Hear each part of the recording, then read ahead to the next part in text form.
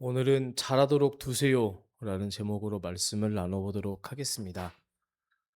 제가 지방 목사님들하고 책 모임을 하는데 한 번은 어떤 단어에서 탁 걸린 적이 있어요.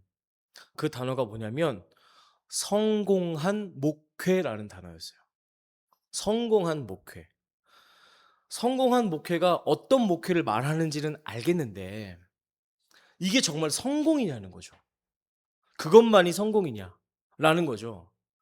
규모적으로나 수적으로나 이 성공한 목회를 우리가 통상적으로 성공한 목회라고 그냥 지칭하는데 그것만이 성공한 목회냐? 우리 성공한 목회라고 말하지 말자. 이렇게 얘기를 한 거예요. 그러면서 인제 그러면 성공한 목회 말고 다른 대체어가 있어야 되잖아요. "다른 대체어를 뭘로 할까요?" 라고 서로 얘기하다가 결국 정답을 못 찾고 그냥 성공한 목회라고 하게 됐어요. 고민이 된 거죠. 그래, 하나님께서 하나님의 기준에서 이건 성공이 아닐 수도 있는데, 아니면 하나님의 기준에선 다른 성공이 있을 수 있는데, 어떤 세상적인 사회적인 성공을 꼭 성공한 목회라고만 규정짓지 않아야겠다. 근데 대체할 단어가 없으니 뭐라고 할까 고민을 하다가 제가 제 친구 챗 GPT한테 물어봤어요. 챗 GPT가 몇 가지 안을 내줬습니다. 첫 번째, 자본주의적으로 성공한 목회. 그래서 뭐지? 북에서 왔나? 두 번째, 교회 생태계 상위 포식자. 점점 이제 극한으로 가죠. 하나님 나라 말고 교계에서 성공한 목사. 목회적 성공 여부는 모르겠으나 일단 크게 된 목사. 목회 성적표가 숫자로 나오는 목사. 얘가 유머인지 아니면 진심인지가 파악이 안 될 정도로 너무 갈 때까지 갔다 얘가. 이런 생각을 했는데 미친 거 아닌가? 제가 그냥 그랬어요. 성공한 목회라는 이름에 대해서 고민을 했는데 이게 좀 불편하다. 하나님의 기준에 성공이 꼭 그 성공이 아니지 않냐. 다른 대체어를 좀 말해달라 그랬더니 이런 얘기를 하는 거예요. 그래서 야, 얘는 진짜 도움이 안 되는구나. 이런 생각을 하다가 고민을 하다가 그냥 흥행한 목사, 흥행한 목회로 표현하면 어떨까 하는 생각을 해봤습니다. 왜냐하면 그냥 무조건 성공이라고 치켜 세우는 게 아니라 유명해지고 뜬 건 맞으니까 흥행한 교회, 흥행한 목회 이렇게 말하면 되지 않을까라는 생각을 스스로 하게 됐어요.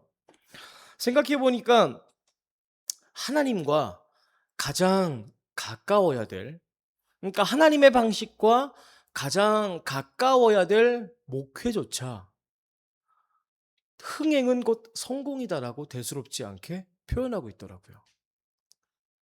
우리 사회가 이 얼마나 잘 되는 것, 커지는 것, 성장하는 것, 잘하는 것에 혈안이 되어 있는가를 생각해 보게 됐습니다. 목회에서조차 성공했다고 표현하는구나.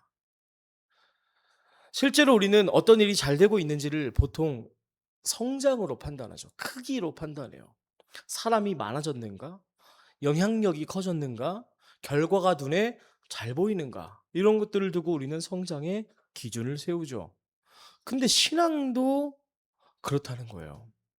하나님께서 나를 통해서 일하고 계심을 믿는다면 기다려야 되는데 내 삶이 빨리 달라지기를 원한다는 거죠. 기도했다면 문제가 해결돼야 한다고 생각하고 옳은 일을 내가 했다면 좋은 결과가 따라와야 된다고 생각해요. 근데 현실은 그렇지 않죠. 기도해도 달라지지 않는 것들이 있어요. 오랫동안 노력해도 회복되지 않는 일들이 있어요. 정의를 위해서 내가 아무리 애써도 세상은 바뀌지 않는 것 같아요. 그때 우리는 이런 질문을 갖게 돼요. 하나님의 역사는 왜 이렇게 느리고 답답할까? 이 질문에 대해서 예수님께서는 오늘 겨자씨 이야기를 통해서 답변해 주십니다. 하늘나라는 어떤 사람이 자기 밭에 심은 겨자씨 같다고 말씀하셨습니다. 겨자씨는 아주 작아요. 그 홀그라인 머스타드 소스 아시죠? 거기 들어있는 그 들깨만한 그 깨보다 작은 그게 겨자씨예요. 손에 올려놓으면 찾을 수 없을 만큼 굉장히 작죠?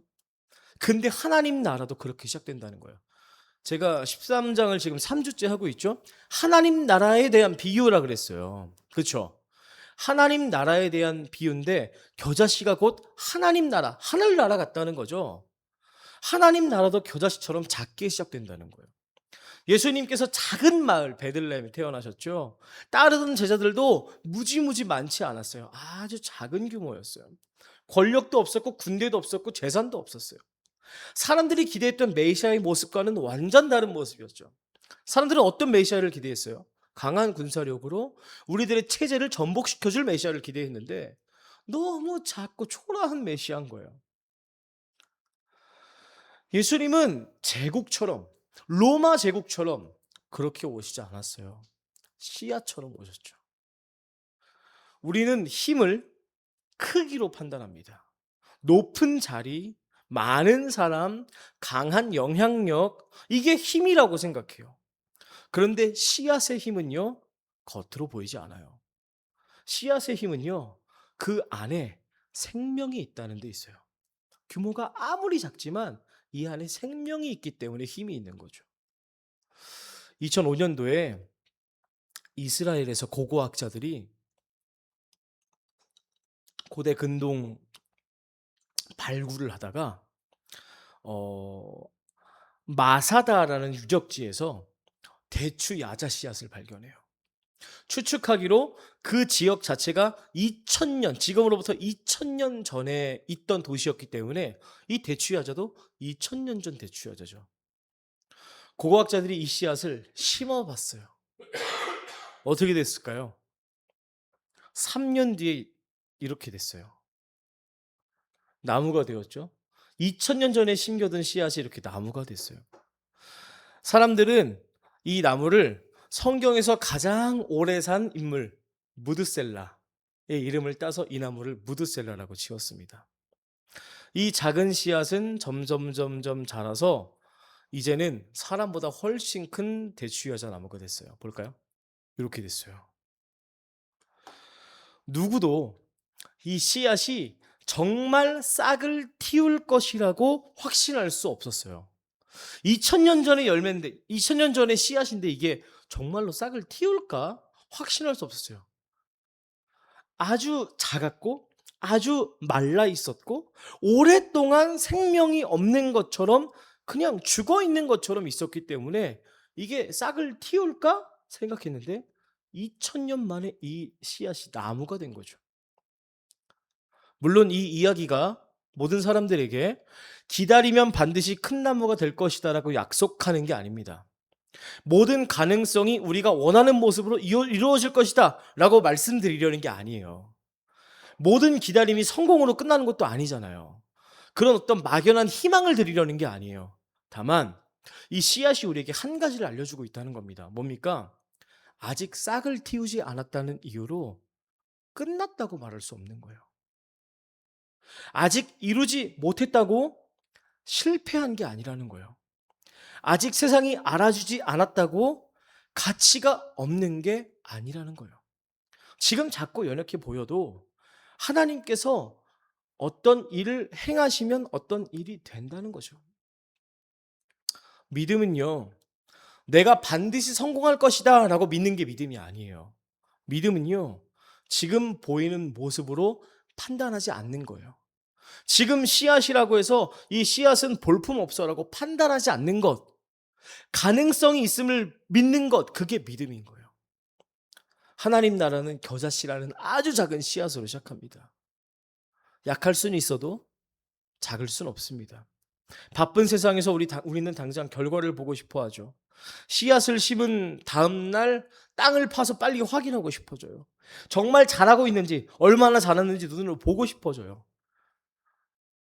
그런데 씨앗은 보이지 않는 동안 자랍니다. 보이지 않는 곳에서 자랍니다. 땅 위에서는 아무런 결과가 일어나지 않는 것처럼 보여도 땅 밑에서는 껍질이 깨지고 뿌리가 자라고 있습니다. 우리의 신앙도 마찬가지입니다. 신앙은 자라기 전에 깊어집니다. 깊어지고 나서 자라나는 거예요. 하나님께서는 그런 작은 일을 통해서 하나님 나라를 이어가십니다. 그리고 마침내 겨자씨는 자라서 새들이 깃드는 나무가 됩니다. 하나님의 역사는 왜 이렇게 느리고 왜 이렇게 답답한가요? 라는 그 질문에 하나님 나라가 약해 보이는 이유는 힘이 없어서가 아니라 그 힘이 씨앗처럼 작동하기 때문이다. 라는 답변을 예수님께서 우리들에게 해주셨습니다. 하나님 나라는 씨앗처럼 일합니다. 눈에 띄지 않기 시작하고 보이지 않는 곳에서 먼저 깊어져 갑니다. 생명이 있는 한 씨앗은 땅을 뚫고 자라납니다. 그리고 그 하나님 나라는 커지는 것으로 끝나지 않아요. 새들이 날아와 깃들 자리가 됩니다. 그러므로 하나님 나라가 우리 안에 심겨졌다면 우리는 규모적으로 성공한 사람이 되는 것이 아니라 누군가가 깃들 수 있는 사람이 되어야 합니다. 상처 입은 사람이 우리 곁에 와 쉬고, 밀려난 사람이 환영받고, 지친 사람이 다시 살아갈 수 있는 자리가 되는 것. 그 자리가 생겨나고 있다면 분명히 하나님 나라는 자라나고 있는 것입니다. 그러니 우리 교회가, 우리 모두가, 여러분 각자 한 사람 한 사람이 새들이 와서 깃들 수 있는 하나님 나라를 이루어 나가시기를 바랍니다. 그리고 지금의 모습에 안주하지 말고, 상처받지 말고, 포기하지 말고 하나님 나라를 기대하며 살아가는 우리들의 일주일 되시기를 주님의 이름으로 축원합니다. 우리 주신 말씀 기억하면서 마음에 새기는 기도 갖도록 하겠습니다.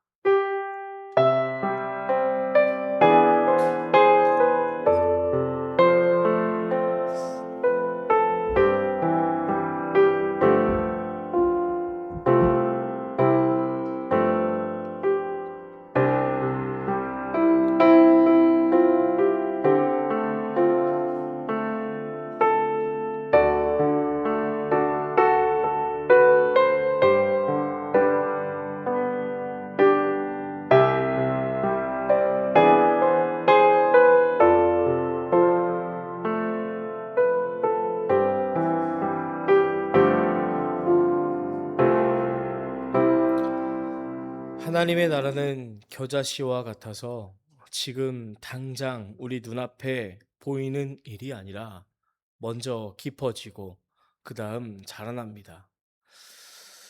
믿음이라는 씨앗이 내 마음밭에 뿌려져 깊어지기를 소망합니다.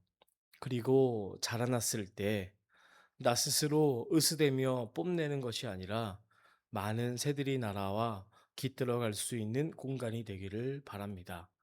주님, 우리 안에 작은 겨자씨만한 믿음 하나를 심어주셔서 큰 그루터기 나무로 자라게 하시고, 그러므로 말미암아 세상 가운데 지친 사람들, 상처받은 사람들, 쉼과 회복이 필요한 사람들에게 깃들 수 있는 나무가 되게 하여 주옵소서. 하나님 나라를 그렇게 이루어 가시는 예수님을 따라 저희도 조급해하지 않고 지금 저희들에게 주어진 길을 묵묵히 걸어가게 하옵소서. 예수님의 이름으로 기도드렸습니다. 아멘.